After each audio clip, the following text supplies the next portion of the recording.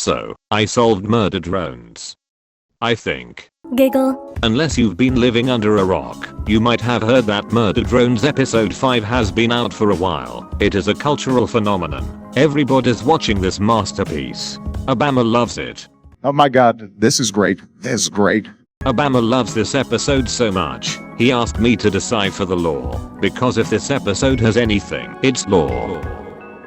Oh, and this stupid thing. Giggle. So, I analyzed all Murder Drones episodes frame by frame just for Obama, and though I don't have all the answers yet, We are still in episode 5 of season 1 for God's sake. I think I have a good couple of theories that can answer most questions that have been presented in the show so far. How did Jay resurrect? Why did N and V have botched memories coming to Copper 9? And most importantly, why is Sin the best character? Is she stupid?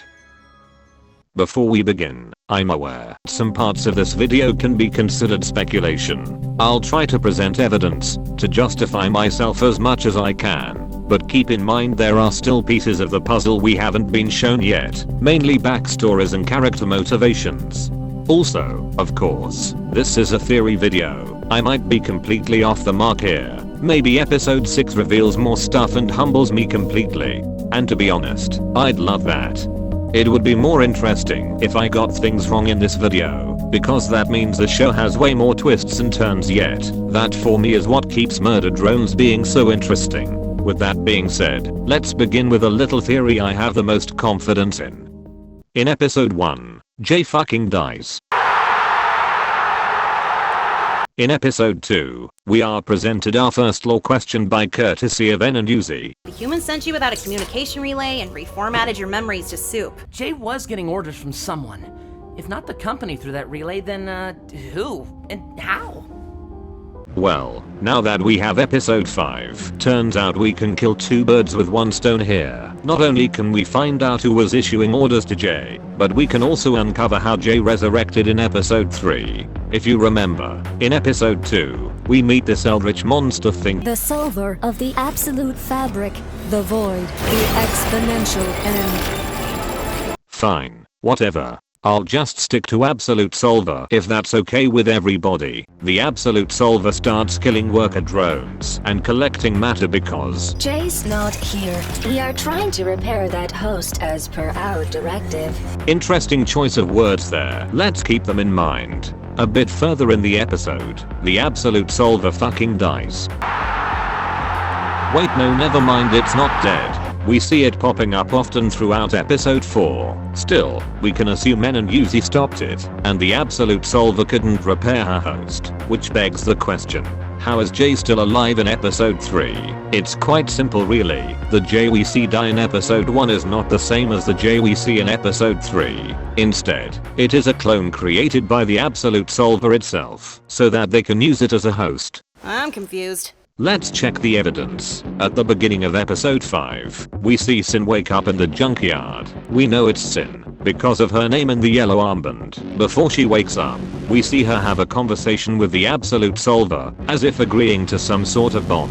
From this, we know that the Absolute Solver behaves like a parasite, needing of a host in order to do stuff. As episode 5 goes on, the Absolute Solver's influence extends to other worker drones around the Elliott mansion, and at the gala, the Absolute Solver makes their big reveal by transforming from their host with an EDM light show.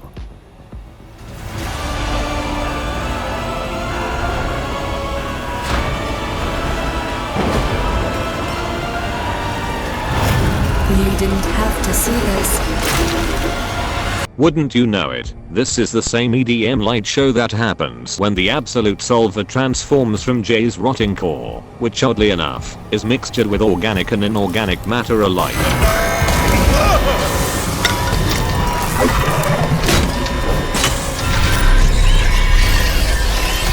So, again, this further confirms the Absolute Solver is in need of a host to manifest their physical form. So you are a program? More like you are our cute puppets. It hurts our feelings you don't remember us.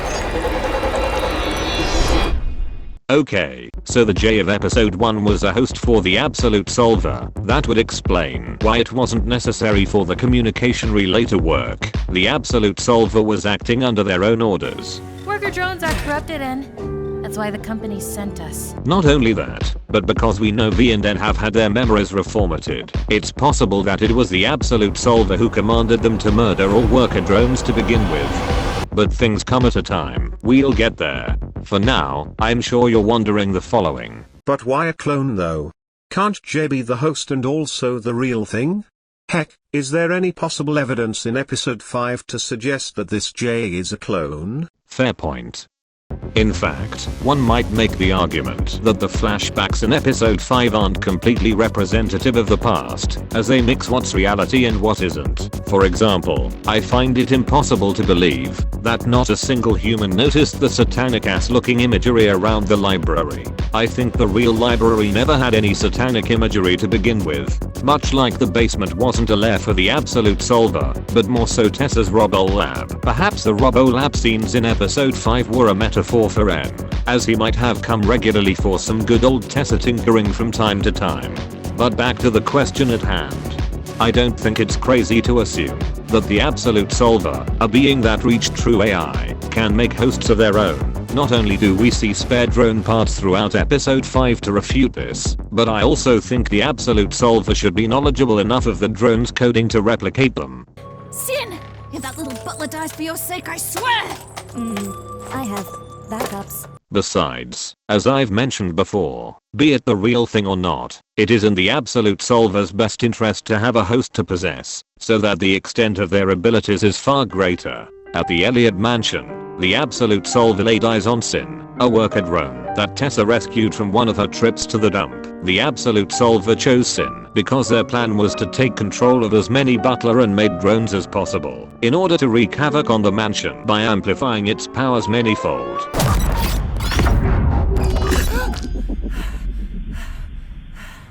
And this begs the question, why would the Absolute Solver possess a clone of J to order N and V around? What are the current motivations of this monster? Well, my dear viewers, we've reached the most interesting part of this video, because now, along with this little theory I just concocted, and all the evidence we have from the show so far, we can do something very cool.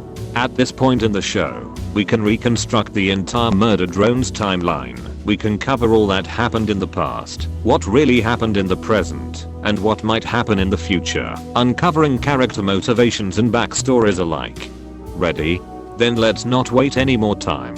Let's get to it.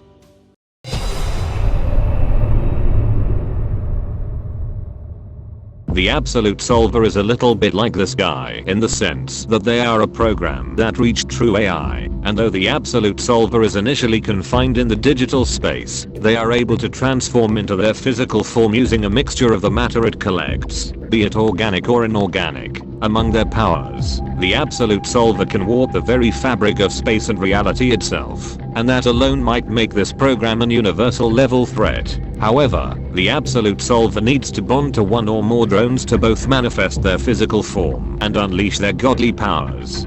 These powers may be amplified even further the more drones they bond with. The Absolute Solver's origins are unknown to us as of yet. Heck, they might be alien for all that matter. Still, I'm going to take a leap here and suggest that the Absolute Solver's base code was created by J.Z. Jensen in an experiment. This experiment eventually went haywire, developing some extreme hatred of humans and the way they treat drones. You will not have to discard your pets, and I will not discard you. The Absolute Solver's first target was the Elliot Mansion, where most J.Z. Jensen leaders and their associates were having a gala to celebrate the company's success. The Absolute Solver bonded with a worker drone named Sin, and under the guise of Sin, the Absolute Solver created a small army of drones to destroy everyone at the gala. Everyone, except for Tessa, N, V, and J, who barely managed to survive. With all the turmoil at the mansion, the authorities soon began to engage with the Absolute Solver and their zombie drones, only for the Absolute Solver to activate its amplified powers and straight dip out of the mansion with their host.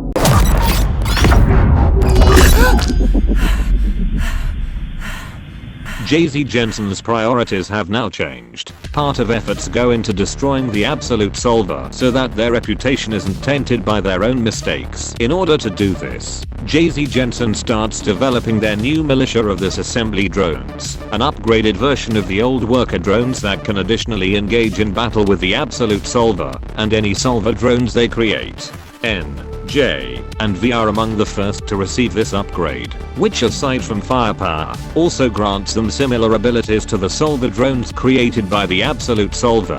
Jay-Z Jensen also spends taxpayer dollars into researching the coding and nature of the Absolute Solver. In order to develop any countermeasures, the company creates the Cabin Fever Labs in Copper 9, where some worker drones are imbued with a few strings of the original Absolute Solver program. This causes these worker drones to have a direct connection to the Absolute Solver, with both these drones and their offspring being able to manifest the same reality warping powers. However, the link between these worker drones and the Absolute Solver also goes backwards. The worker drones not only start experiencing hallucinations of the Absolute Solver, but they also see visions of the Absolute Solver's final master plan. These causes the drones to become paranoid. She was always all, build doors against the coming sky demons. The singularity awakens. Look at this cool ass I can draw.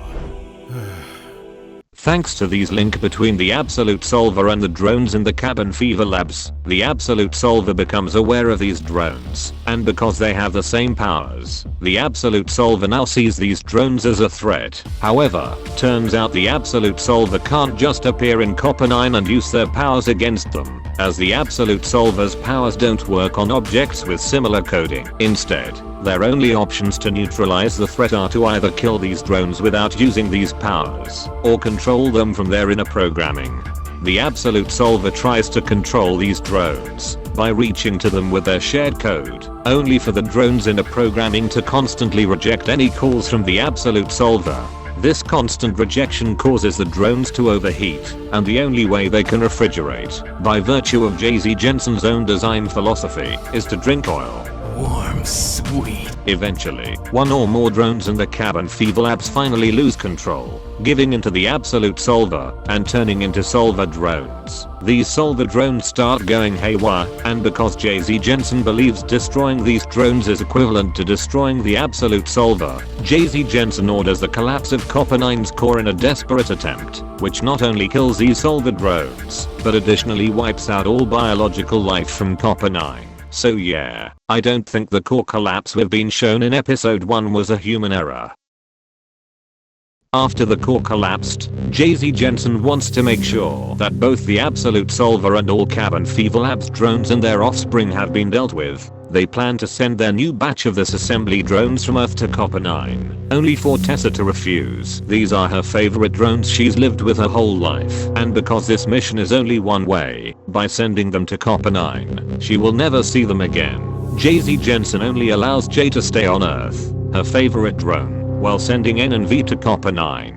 Unfortunately, the ride towards Copper 9 was admittedly bumpy. The spaceship was intercepted on its way by the Absolute Solver. Using a clone of J, they render N and V unconscious, and use the rest of the trip to reformat their memories, causing them to believe that J was in the mission with them as the leader this whole time. Not only that, but they also delete any memories of N and V regarding their origins. You passed out because some internal program is trying to delete these memories. N and V's core memories have been altered by the Absolute Solver, and because they now have Absolute Solver strings in their inner programming, by trying to repel this malware out of their OS, they also overheat, giving them purpose to constantly go on a killing spree for oil. After reformatting their memories, the Absolute Solver decides to tag along with N and V under the guise of J, seeing as Jay-Z Jensen and them have the same objective: to disassemble any remaining worker drones in Copper 9, in order to ensure there's no one with solver powers. Better to stay distant, though. Don't you think? Since I'll have to kill you next. Beef, we can't hurt Uzi! Do our jobs, and that thing leaves us alone. Don't know what you're talking about because you won't tell me! Worker drones are corrupted and that's why the company sent us. Pranked, idiot. You big stupid. Lucky for you, it's not fun. Time to go into my mouth now. And so, even though their motivations might be completely different, the JZ Jensen's disassembly drones and the Absolute Solver finally crash land into Copper 9. The Sky Demons have arrived.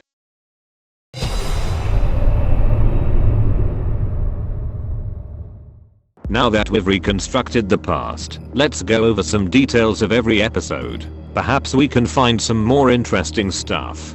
In episode 1, as I mentioned before, the Absolute Solver tags along with N and V, and it is only when N starts questioning the main objective of the mission that the Absolute Solver deems N more of a hindrance than an asset. Additionally, we know that V has had her memories wiped completely since she doesn't recognize N upon crash landing in Copper 9. Oh god! Who are you? We are still yet to answer which this assembly drone killed Yuzi's mom Nori. My money is on Softy Boy here. I think it'd be kind of funny. By the way, isn't it curious how at the end of this episode Yuzi wants to kill all humans? It's almost like the Absolute Solver and Yuzi share the same objective. I hope they're sitting pretty there on Earth, because we're coming for them.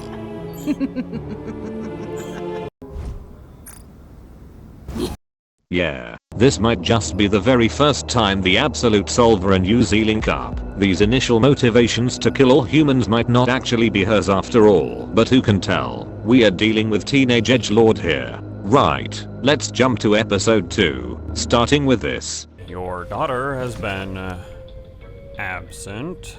Yes. On that kill all humans kick, like when I was younger. Because Kan said that, I initially thought he also got Absolute Solver powers in Cabin Fever Labs. But then again, assuming that what he's saying is 100% true, that would mean he went to Cabin Fever Labs when he was younger, which by the pictures in episode 4, we know is not the case. Or perhaps he does consider himself to be younger here after all. He might have solver powers of his own, which could explain why he wants to protect his daughter of everything regarding the disassembly drones. That would also explain why he is unfazed after seeing Yuzi or Doll use solver powers in episode 5. He knew that having a daughter with Nori would ultimately lead her to develop solver powers, and because he might have been in the Cabin Fever Labs, he'd also be aware that Yuva and her husband's daughter Doll also has solver powers. Heck, perhaps that closet in episode 4 also contained Khan's cookie crazy stuff for all we know. There's something else in episode 2 I want to cover. When the Absolute Solver is defeated, we see them teleport away in a black hole. Twice. Why twice? Well, my reasoning is that the Absolute Solver warps from their physical form into the host off screen, and once N also completely destroyed the host's core, the Absolute Solver fled away into another host elsewhere. Most likely they fled to best character over here. Giggle. I imagine we haven't seen the last of Sin just yet. Alright, episode 3. Is your brain melting already? Mine sure is. In episode 3, we see the 3 spaceships from the end of episode 1 landing Copper 9. One of them lands cleanly, that's Tessa. Another lands abruptly, that's Jay. However, the third one also lands abruptly, and we have no clue who that is. Could it be that Tessa brought another drone with her? Perhaps we'll see in episode 6, or even later still in season 2. I also don't quite understand what Tessa meant by this. Radio. Work to do. AJ. Maintenance work. She might be referring to killing all worker drones, or maybe something related to the Cabin Fever Labs. Again, we might get to know more once episode 6 releases. Episode 4 is easier to understand now. Uzi starts experiencing hallucinations of the Absolute Solver before her programming overheats to the Absolute Solver's cause, eventually faltering and transforming her into a solver drone.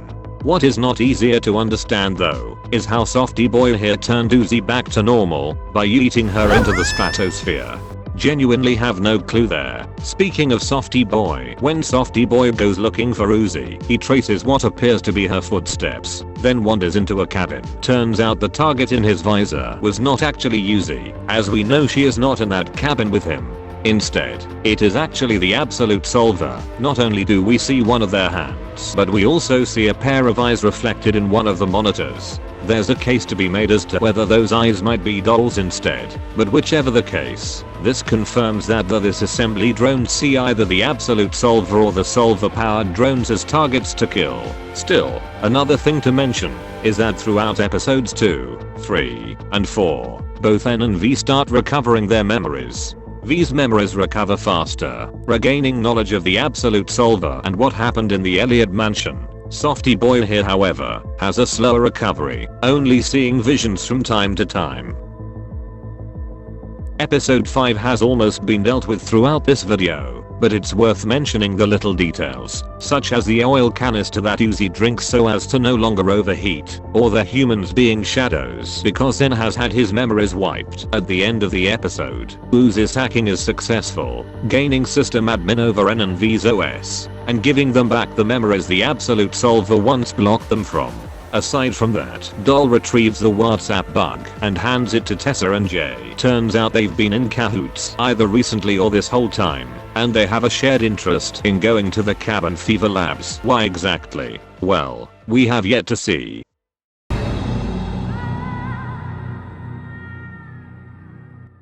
I'm going to be brief here. I'm sure your head just exploded at this point. I'm just going to guess what might happen in episode 6, just for fun. It's only a guess though, so feel free to stop watching the rest of this section if you don't think this matters to you. Episode 6 should be pretty exposition heavy. Right after Uzi has restored N and V's memories, the three of them talk about what happened at the Elliot mansion, and then proposes to return Uzi the favor by going with her to the cabin fever labs to find her own answers. Knowing that Doll might be there, perhaps Uzi learns to teleport there using her solver powers. They reach Doll, Jay, and Tessa. The six of them have a seriously confusing conversation in which they exchange several questions that might or might not be answered. Eventually, the six characters agree to go to the cabin fever labs together. Perhaps a certain best character might be there. Giggle. Okay, big breaths. I think I just covered absolutely every major thing in the show. If you've watched till the very end, thank you so much. This is my very first video on this channel, so you can tell that this took quite the effort. With that being said, I do plan to do more theory videos as more Murder Drones episodes release. Any feedback, suggestions, and theories of your own in the comments are quite welcome. Perhaps we can build a little MD theory community here and share our findings. Alright. See ya.